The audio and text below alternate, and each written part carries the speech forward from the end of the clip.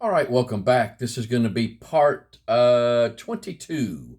22 in this presentation on the flood and Noah's Ark. And in this video here, we're going to finalize the last theory, which is the transport theory, where we've talked about how the some of the vegetation, at least some of the vegetation that's been found in the North and South poles, how did it get there? How did it get there? And so this is the last theory that we're going to be covering, and then we're going to keep on going with the topic of Antarctica and some of the things that was found there, and some of the unique things that's been found there. And so, but if you'll notice on the screen here, we kind of catapulted ourselves into this topic by what they found as far as forest. And so just look at the highlighted area. 5 forests piled on top of each other piled on top of each other. They represent, from what they're saying, some of the secular uniformitarian thinking says that it represents a series of different forests that grew slowly and were buried one on top of the other over millions of years. That's going to be your secular uniformitarian view about this. And so now, and we looked at Specimen Ridge having 27 layers claimed, that have been claimed, though 50 have been counted. And so, and we're looking at this same thing where it looks like one forest grew, it was buried, and another grew on top of it, and it was buried, and another was, how can this happen? How can we explain something like this? The uniformitarian thinking is this happened over hundreds of thousands, if not millions of years of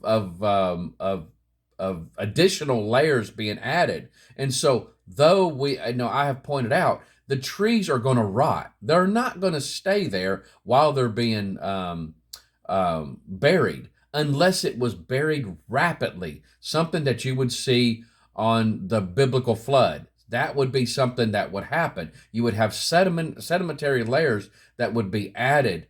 Now, looking at some of the things that was found in Specimen Ridge, it says, I'm just going over just the key notes here.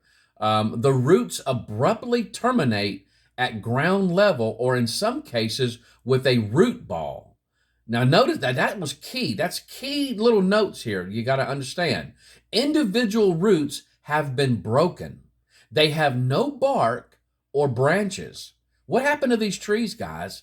That they're standing up with no bark, no branches, and all they have is a root ball with no roots.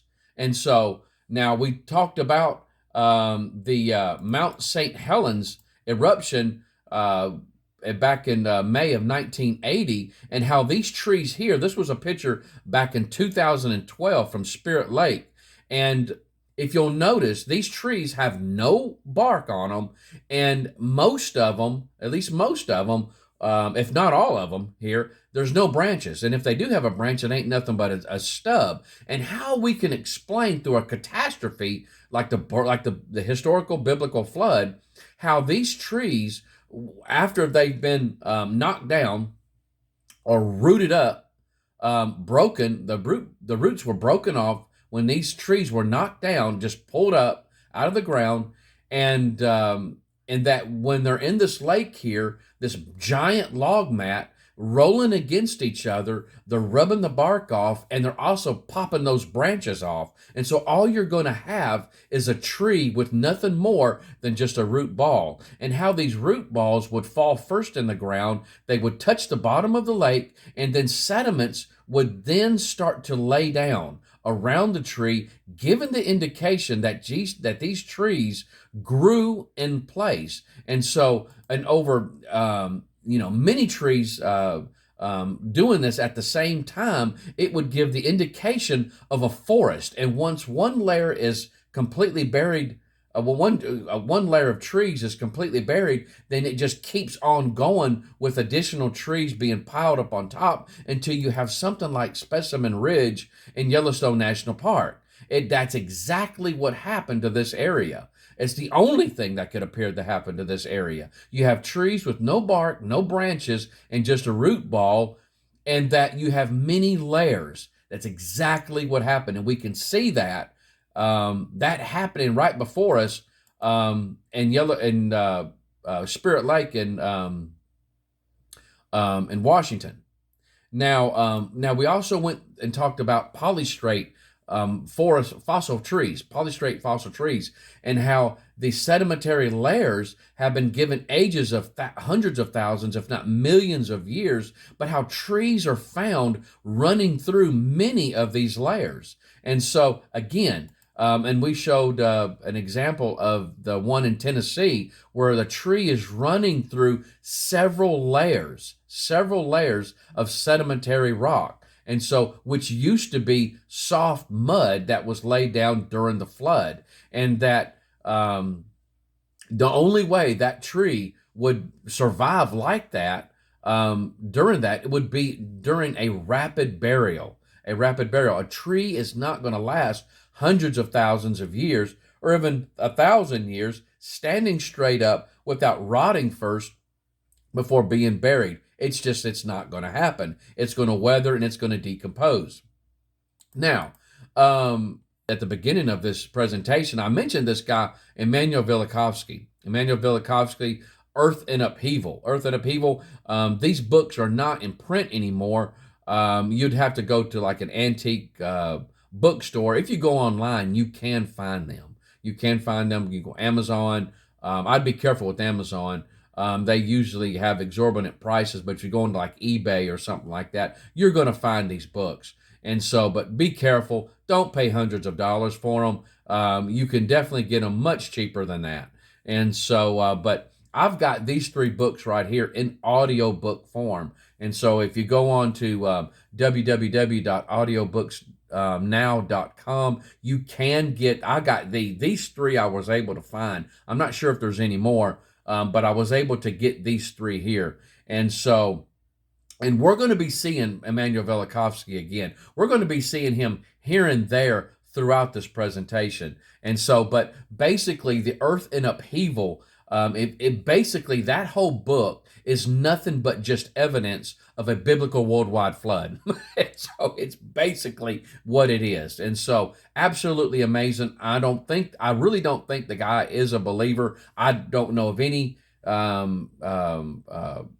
evidence to show that he was a believer in the Bible. I do know that I did see an interview by him, and he stated that he didn't go into writing his books to try to prove the Bible, but it's just that the evidence that he saw gave backing into many of the things that's spoken of in the Bible. And so he goes into all types of things. And so, but basically what he does is he takes a lot of ancient writings and try to correlate each other. And so when it comes to some of the catastrophic things that's spoken about in the Bible, he was able to validate those things through other cultures and their writings and stuff like that. And so again, I hope the guy, if he wasn't a believer when he first got started, I hope he is. He is a Jew by nationality, and so a very fascinating individual. But he is not very well liked by secular thinkers, by uniformitarian thinkers, because in the book Earth in Upheaval, he goes against that theory of uniformitarianism. He goes completely against that, and shows some of the fallacies in it. But this gentleman named Derek Victor Ager, I'm going to say it's Ager, 1923 to 1993, he did not like creationism.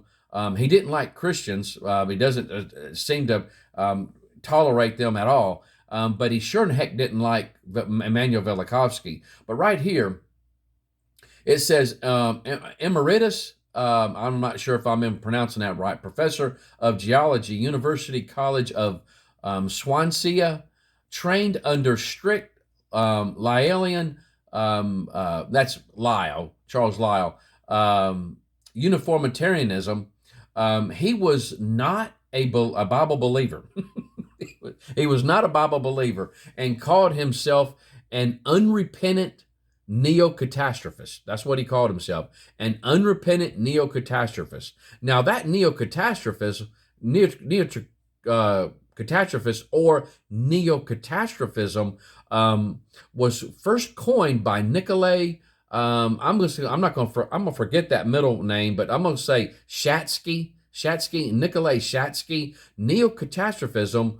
Or it can be spelled that other way that I got it in parentheses, is one, a geological term that refers to the doctrine that the gradual processes we see on Earth have been supplemented by huge natural catastrophes, and also, two, a paleontological term referring to faunal discontinuities in the fossil record. Anthony Hallman writes, in the latter part of the 20th century, in a new school of thought emerged in geology that has been dubbed neocatastrophism. As opposed to the gradualism of Lyell and Darwin, its adherents embrace a punctuated view of geological and biological history. Derek Ager said, I am sorry if I appeared to be neurotic about this, especially as Velikovsky seems to be on the side of catastrophists. Now, when he said catastrophists, being on the side of catastrophists, I'm assuming he's referring to those that believe in the biblical flood, because you could take the biblical Bible believers and the secular evolution believers, and you could put them into two categories, which was the Bible believers were in catastrophism, or they would be considered catastrophists, and the evolutionists were considered uniformitarianists. And so there's those two schools of thought. And so, but going on, it says, but I do not want to have associated in any way with such nonsense. And so, again, I'm sure he is talking about Bible believers. This, together with the writings of the Californian creationists, I'm assuming he's talking about Henry Morris, Dr. Henry Morris. Dr. Henry Morris is considered the father of creationism, the creationist movement, I guess you could say. I've got his study Bible, which is absolutely just amazing. But at any rate, he goes on, he says, and the reason for my disclaimer at the beginning of this book, and this is from his book, The New Catastrophism. Derek comments in his book about one of Velikovsky's books. He would not tell the name of the book, so not to encourage anyone to read it. That's how bad this guy couldn't stand Velikovsky.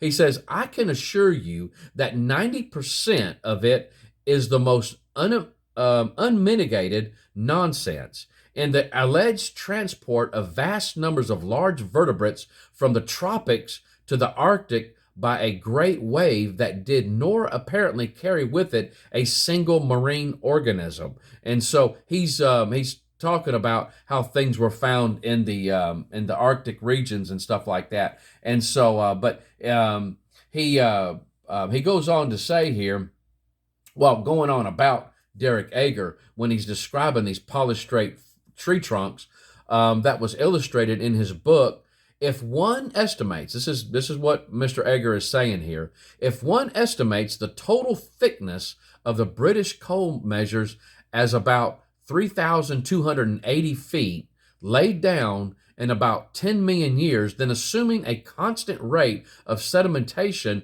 it would have taken 100,000 years to bury a 32-foot tree, which is ridiculous. Alternatively, if a 32-foot tree were buried in 10 years, that would mean 621 miles in a million years, or 6,213 miles in 10 million years. An example is the duration of the coal measures. This is equally ridiculous, and we cannot escape the conclusion that sedimentation was at times, listen to what he says here, very rapid indeed, and at other times were long breaks in sedimentation, though it looks both uniform and continuous. Now that's key there, what he was saying there, though it looks both uniform and continuous. And so basically what he's saying is, now this neocatastrophism, he's saying that there were bursts of catastrophes that happened and then long periods of time when nothing happened. But what he says here is that the sedimentation was buried rapidly, and you can see it. But he's still holding on to those long breaks before any more sedimentation was laid down. But he says that the sedimentation looks uniform. When it was laid down, it was uniform. You would think there would be some erosion between each layer of sedimentation if there were long ages of time in between there. And so, but he says right here, that little paragraph at the bottom, I have often been quoted for my comparison of Earth history with the traditional life of a soldier. That is long periods of boredom separated by short periods of terror. And so that's where he was saying there's long ages of time, and then you have those little bursts of catastrophism. That's basically what he's saying here. I tell you what, let's go ahead and we're going to stop right here on this one. I had another topic that I was going to tie in with this topic here of finalizing the theory, but I guess we can talk about this one afterwards. It's not a big deal. And that's going to be floating islands. We're going to talk about floating islands, but I think just to give this the floating islands the time it deserves.